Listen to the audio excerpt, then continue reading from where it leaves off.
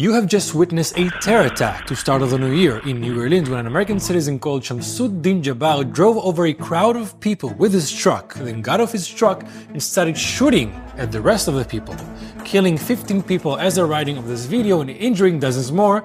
It says 30, but the number is still not final. What was the motivation? Well, the closest thing we have to know right now is the ISIS flag he was flying in his truck. The fact that the attack was premeditated just increases the speculation that this was done by the Islamic State, as he had homemade explosives in his truck ready to detonate. And as of today, it seems that there were also explosives set on the street ready to go. So he was obviously not alone in this operation. We know that the Islamic State's motivation is, in a nutshell, a holy war to create a worldwide caliphate under Sharia law. And the fact that Americans were celebrating a non-Muslim celebration just doesn't quite fit their agenda.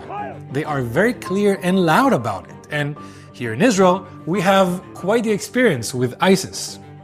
Yes, we have them here too, as we are the only Jewish state in the Middle East, as well as the rest of the world, and they don't like it as much. Just like Hamas and the Palestinian Islamic Jihad and many other Palestinian terrorist groups who all have a very similar motivation and goal, which is to go back to an Islamic Caliphate and a Muslim ruling empire under Sharia law, the most recent being the Turkish Ottoman Empire. Did you hear that Israeli security forces, together with the Shin Bet, thwarted an ISIS attack on one of Israel's main and biggest shopping malls, the Azrieli shopping mall in Tel Aviv, the morning of October 10th, 2024? That's right, it's the same ISIS who gave the Hamas the Yazidi girl as a sex slave who was captive in Gaza for a decade, until the IDF rescued her this October. The same ISIS whose songs were sung by Hamas while they were raiding on October 7th.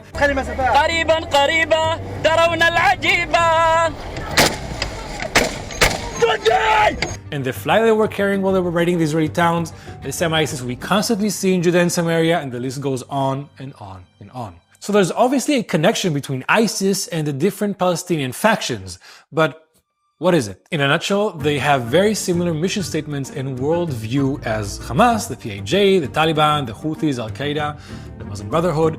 They all are Sunni Islamic terror organizations whose goal is to establish a global Muslim caliphate to convey their version of peace, Dar al-Salam, which can only be achieved under Sharia law. Although organizations like the Iranian regime, the recently fallen Syrian regime, and Hezbollah also have a similar goal, there are Shiites. They have been having this sort of war against the Sunnis for the past 1,350 years, so they also attack each other somewhat frequently. But in a nutshell, that is the reason we see ISIS also in Judea and Samaria, Israel, and Gaza. The 5 Palestinians from Taiba, which is a town inside of Israel, not Judea and Samaria, not Palestinian Authority, but right next to Netanya, swore allegiance to ISIS and were ready to carry out an explosive car terror attack in Azrieli in Tel Aviv, similar to what we've seen in New Orleans. This is one of the instances where the terror attack was thwarted before it happened in an operation by the Shin Bet and the IDF. Normally when terror attacks happen, everyone asks themselves, well, how did this happen? Where was the intelligence?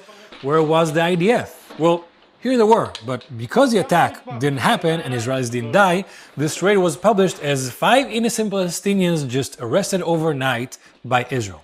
But if they were successful in carrying it along, just like Shamsuddin Jabbar did, well, I don't know what I'm thinking, they would just still be portrayed as victims somehow. Fawzia Minsido, the Yazidi girl who was trafficked by ISIS to Hamas when she was only 11 years old to serve as a sex slave, was smuggled into Gaza through the Sinai Peninsula in Egypt. ISIS has branches out in many areas in the Middle East, such as the Sinai Peninsula. Wilayat Sinai, literally meaning the Sinai Administrative Division, began to develop a stronghold in Sinai during the short term of Egyptian President Mohamed Morsi in 2012-2013, who was closely associated with the Muslim Brotherhood. From there, as Egypt and Gaza share a border, the Islamic State, together with the Muslim Brotherhood, can aid the Palestinians in Gaza who want to aid them in their mission to achieve a global Islamic Caliphate.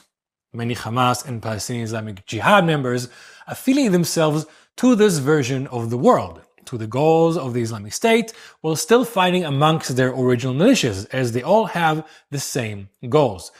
That's how, for example, we get ISIS flags being hanged inside of Israeli kibbutzim during the massacre of October 7th, which leads us to the influence of ISIS in Judea and Samaria. Most of the terrorist factions in Gaza are also in Judea and Samaria, most notably Hamas and the Palestinian Islamic Jihad. They are political rivals of the Palestinian Authority and Fatah, but Mahmoud Abbas is not able to control their expansion in Judea and Samaria. They have frequent clashes and battles for power and control, as they did in 2006 and 2007 in Gaza, where Hamas was victorious and managed to overturn Fatah and then publicly slaughtered them in the streets. And yet, they both share the vision of resisting the only Jewish state, so Mahmoud Abbas still pays terrorists from the rival groups after terrorist attacks on Israelis and Jews in his pay-for-slay law. We have seen many instances where Palestinian terrorists who have worn ISIS symbols, like the Jenin leader of the Palestinian Islamic Jihad with the Islamic State symbol on his forehead, or instances where terrorists are buried wrapped in ISIS flags, showing their deep affiliation with the organization. I mean, this is not just any ceremony, this is the ceremony of your burial. Similar to how an American veteran will be honored to have the American flag wrapped around his casque as he devoted his life to his country, or an Israeli soldier with the flag of Israel. This is the moment to portray you as you lived and what you stood for. The ISIS symbols in this case aren't just a simple decoration, but a celebration of his life achievements and affiliation. In conclusion, many Palestinians in Judea, Samaria, Israel, and Gaza see their life mission to establish an Islamic state with Sharia law, and the fact that the Jewish state exists, and especially right next to them, is just a slap to the face. They have been very loud and clear in recent events in their own territories during the British Mandate and during the Turkish Empire about how they would desire to treat Jews if they get the power to rule over the land.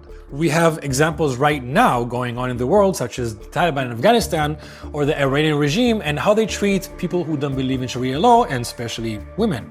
And the road to get there is not always through terror attacks. There are many ways to achieve this. Some go the diplomatic route, creating political connections and voting out the infidel leaders, which is the sneakier, more modern way. Some go the terrorist route, as we've seen and is more popular to talk about in the news.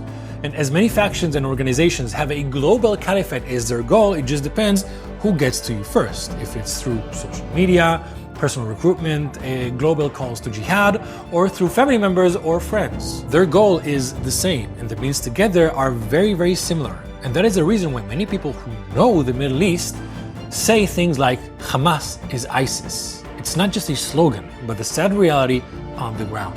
It's a simplification of the truth, as it's not just Hamas, but the jihadist ideology that is so commonly found in Palestinian majority cities, towns, and territories. So, if you believe in peace and a liberal governing structure, you should not stand with the people who are actively striving to destroy the only democracy in the Middle East and any other democracy in the world, for that matter. I'm Isal Chai. We got it.